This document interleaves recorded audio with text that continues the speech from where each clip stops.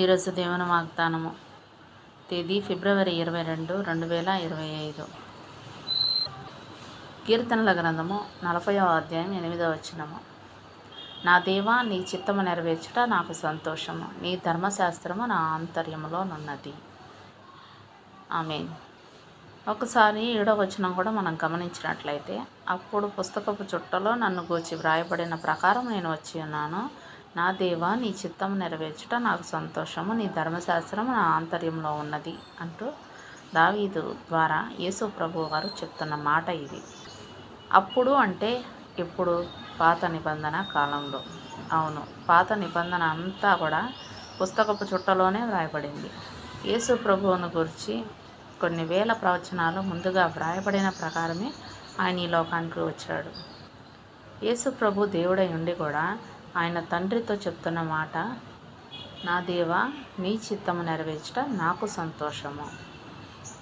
అవి ఎట్లాంటి పరిస్థితులైనా సరే, చివరికి గెత్సెమనే వనంలో నా పాపపు శ్రమల పాత్రను స్వీకరించబోయే ముందు కూడా ఆయన చేస్తున్న ప్రార్థన ఇదే. తండ్రి, నీ చిత్తమైతే ఈ పాత్రను నా యొద్ద నుండి తొలగించు, అయినను నీ చిత్తమే నెరవేర్చు అని. ఎందుకంటే తండ్రి చిత్తం నెరవేర్చడం ఆయనకు సంతోషం. మన జీవితాలు ఎట్లా ఉన్నాయి? ఆయన చిత్తాన్ని నెరవేర్చే వారంగా ఉన్నామా? అసలు దేవుని చిత్తం ఏంటో మనకు తెలుసా?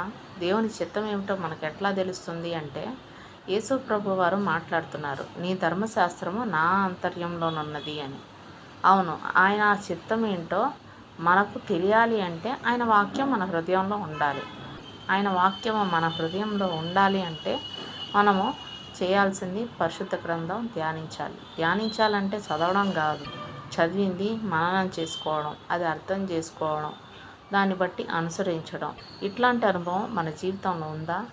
లేకుంటే పరిశుద్ధ గ్రంథాన్ని ధ్యానిద్దాం, ఆయన చిత్తం ఏమిటో తెలుసుకుందాం, ఆయన చిత్తాన్ని నెరవేర్చుదాం, నిత్య రాజ్యానికి వారసులం అవుదాం.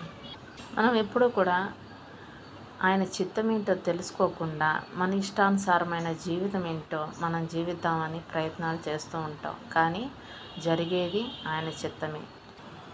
మన జీవితం పట్ల ఆయన చిత్తం ఏమై ఉందో ఆయనకు అప్పగించేసి మనము నిశ్చింతగా ఉంటే ఆయన చిత్తాన్ని మన జీవితంలో నెరవేర్చుతాడు.